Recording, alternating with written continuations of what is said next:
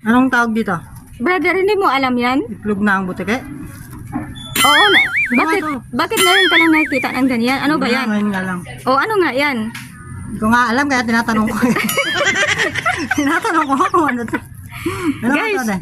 hindi niya alam kung anong ibig sabihin yan. Akala niya abono. Abono ba yan? Hindi ko nga alam kung abono. May maliit din oh. Alam mo, may malaki, may maliit. Guys, mukhang abono nga daw yan eh. Hindi po niya alam. Yan ang tanong ngayon. Yun nga.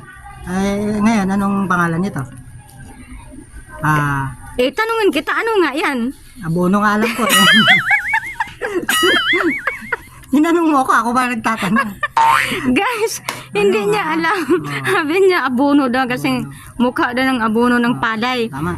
Ay naku guys, hindi niya alam. Eh kung munggo to, ganito yung munggo. Di ba?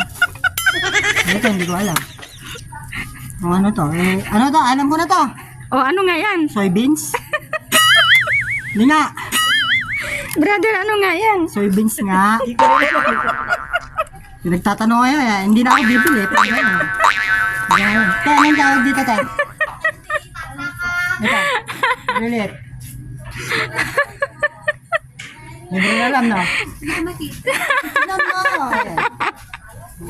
Sabi niya sis, abono daw. Ganahan daw mukha ng abono ng pala. Ha? Sago? Sago. Sago? Sago lang pala guys, nako. Sago.